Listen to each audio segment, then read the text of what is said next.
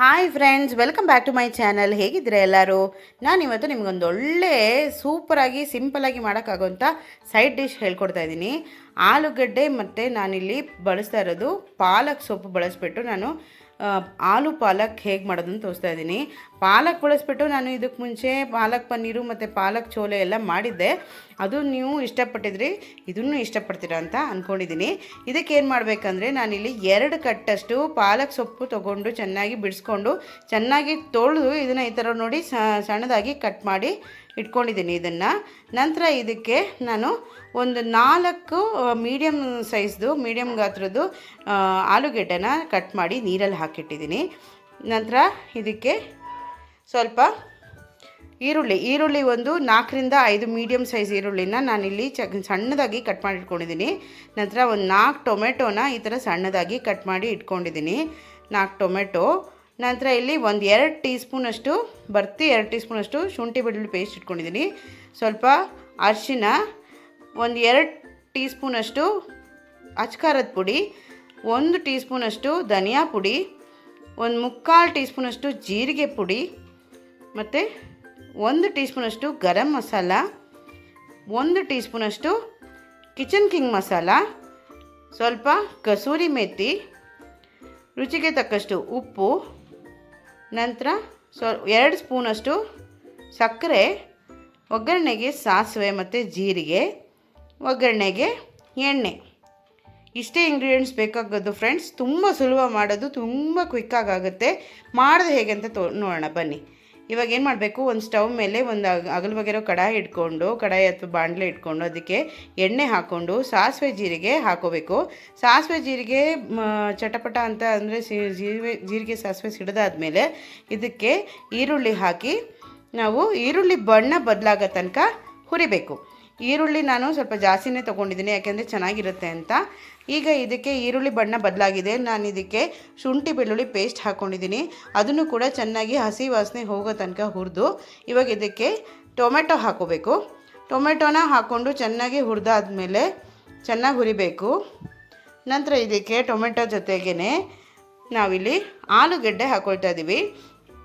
ಸ್ವಲ್ಪ ಒಂದು 2 ನಿಮಿಷ ಟೊಮೆಟೊ ಹುರಿದಾದ್ಮೇಲೆ ಆಲೂಗೆಡ್ಡೆ ಹಾಕ್ಕೊಂಡು ಅದನ್ನು ಕೂಡ ಚೆನ್ನಾಗಿ ಒಂದು ಸತಿ ಎಣ್ಣೆಯಲ್ಲಿ, ಅಂದರೆ ಅದರಲ್ಲಿ ಒಗ್ಗರಣೆ ಎಣ್ಣೆ ಇರುತ್ತಲ್ಲ, ಅದನ್ನು ಸ್ವಲ್ಪ ಚೆನ್ನಾಗಿ ಮಿಕ್ಸ್ ಮಾಡ್ಕೋಬೇಕು. ಇವಾಗ ಇದಕ್ಕೆ ಏನು ಮಾಡಬೇಕು, ಚೆನ್ನಾಗಿ ಮಿಕ್ಸ್ ಮಾಡ್ಕೊಂಡು ಆದಮೇಲೆ ಒಂದು ಸತಿ ಚೆನ್ನಾಗಿ ಮಿಕ್ಸ್ ಮಾಡಿ ಆಗಿದ್ಮೇಲೆ ಇದಕ್ಕೆ ಸ್ವಲ್ಪ ಅರಿಶಿನ ಪುಡಿ, ನಂತರ ರುಚಿಗೆ ತಕ್ಕಷ್ಟು ಉಪ್ಪಿನ ಕ್ವಾಂಟಿಟಿ ನೋಡ್ಕೊಂಡು ಹಾಕ್ಕೊಳ್ಳಿ. ಇವಾಗಲೇ ನಾನು ಉಪ್ಪು ಹಾಕ್ಕೊಳ್ತಾ ಇದ್ದೀನಿ, ಆಮೇಲೆ ನೋಡಿಕೊಂಡು ನೀವು ಹೆಚ್ಚು ಕಮ್ಮಿ ಮಾಡ್ಕೋಬೋದು. ಇವಾಗ ಇದಕ್ಕೆ ಉಪ್ಪು ಹಾಕಿದರೆ ಬೇಗ ಟೊಮೆಟೊ ಆಲೂಗಡ್ಡೆ ಎಲ್ಲ ಬೇಗ ಬೇಯುತ್ತೆ, ಅದಕ್ಕೋಸ್ಕರ ಹಾಕ್ಕೊಂಡು ಮಾಡ್ತಾಯಿದ್ದೀನಿ. ನಂತರ ಇದಕ್ಕೆ ಒಂದು ಅರ್ಧ ಲೋಟದಷ್ಟು ನೀರು ಹಾಕ್ಕೊಂಡು ಚೆನ್ನಾಗಿ ಇದನ್ನು ಮಿಕ್ಸ್ ಮಾಡಿ, ಉಪ್ಪು ಮತ್ತು ಅರಿಶಿನ ಎಲ್ಲ ಚೆನ್ನಾಗಿ ಮಿಕ್ಸ್ ಆಗಬೇಕಲ್ಲ, ಮಿಕ್ಸ್ ಮಾಡಿ ಈ ಥರ ಮುಚ್ಚಿಟ್ಟು ಒಂದು 10 ನಿಮಿಷ ಬೇಯಕ್ಕೆ ಬಿಡಬೇಕು. 10 ನಿಮಿಷದಲ್ಲಿ ನಮ್ಮ ಆಲೂಗೆಡ್ಡೆ ಕೂಡ ಬೆಂದಿರುತ್ತೆ, ಚೆನ್ನಾಗಿ ಬೇಯುತ್ತೆ. ಇಲ್ಲಾಂದರೆ ನೀವು ನೋಡ್ಕೊಳ್ಳಿ, ಆಲೂಗೆಡ್ಡೆ ಬೆಂದಿಲ್ಲ ಅಂದರೆ ಮತ್ತೆ ಇನ್ನೊಂದು 5 ನಿಮಿಷ ಬೇಯಿಸ್ಕೋಬೋದು. ನಂತರ ಇದಕ್ಕೆ ಒಂದು ಸತಿ ಚೆನ್ನಾಗಿ ಮಿಕ್ಸ್ ಮಾಡಾದಮೇಲೆ ಪಾಲಕ್ ಸೊಪ್ಪು, ಕಟ್ ಮಾಡಿರೋವಂಥ ಪಾಲಕ್ ಸೊಪ್ಪು ಏನಿದೆಯಲ್ಲ ಅದನ್ನು ಹಾಕ್ಕೊಂಡು ಮಿಕ್ಸ್ ಮಾಡೋಕ್ಕಾಗಲಿಲ್ಲ ನನಗೆ, ಅದಕ್ಕೆ ನಾನು ಮುಚ್ಚಿಟ್ಟು ಅದು ಸ್ವಲ್ಪ ಬೇಯುತ್ತೆ, ಬೆಂದು ಕಮ್ಮಿ ಆಗುತ್ತೆ.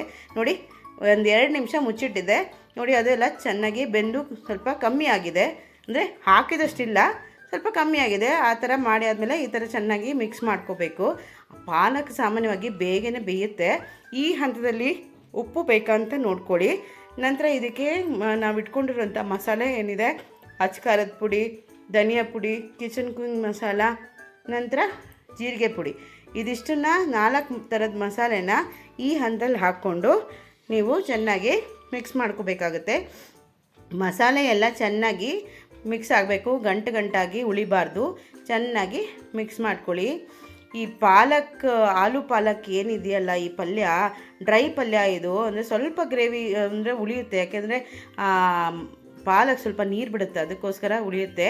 ನೋಡಿ, ಈ ಹಂತದಲ್ಲಿ ಸಕ್ಕರೆ ಹಾಕ್ಕೊಂಡು ಸ್ವಲ್ಪ ಕಸೂರಿ ಮೇಥಿ, ನಂತರ ಇಟ್ಕೊಂಡಿರೋಂಥ ಗರಂ ಮಸಾಲೆ ಹಾಕ್ಕೊಂಡು ಮಿಕ್ಸ್ ಮಾಡ್ಕೋಬೇಕು. ಸಕ್ಕರೆ ಏನಕ್ಕೆ ಅಂದರೆ ನಮ್ಮ ಟೇಸ್ಟ್, ಅದರ ಹುಳಿ ಇರುತ್ತಲ್ಲ, ಆ ಟೇಸ್ಟ್ನ ಬ್ಯಾಲೆನ್ಸ್ ಮಾಡೋಕ್ಕೋಸ್ಕರ ಸಕ್ಕರೆ ಹಾಕ್ಕೊಳ್ಳೋದು. ಇಷ್ಟ ಇದ್ದರೆ ಹಾಕ್ಕೊಳ್ಬೋದು, ಹಾಕ್ಕೊಂಡ್ರೆ ಸ್ಕಿಪ್ ಕೂಡ ಮಾಡ್ಬೋದು, ಹಾಕಿದರೆ ಚೆನ್ನಾಗಿರುತ್ತೆ. ಓಕೆನಾ? ಆಲೂ ಪಾಲಕ್ ರೆಡಿ ಆಯಿತು. ತುಂಬ ಸುಲಭ ಮಾಡೋದು ಈ ರೆಸಿಪಿ. ಆಲೂ ಪಾಲಕ್ಕು ಚಪಾತಿಗೆ, ಪೂರಿಗೆ, ಅನ್ನಕ್ಕೆ, ದೋಸೆಗೆ ಎಲ್ಲದಕ್ಕೂ ಬೆಸ್ಟ್ ಕಾಂಬಿನೇಷನು. ಖಂಡಿತ ಟ್ರೈ ಮಾಡಿಬಿಟ್ಟು ಹೇಗಿತ್ತಂತ ನನಗೆ ಕಮೆಂಟ್ ಬಾಕ್ಸಲ್ಲಿ ತಿಳಿಸಿ. ಮತ್ತೆ ಇನ್ನೊಂದು ಹೊಸ ರೆಸಿಪಿ ಜೊತೆ ಮತ್ತೆ ಸಿಗ್ತೀನಿ. Until then take care, bye, see you, thank you.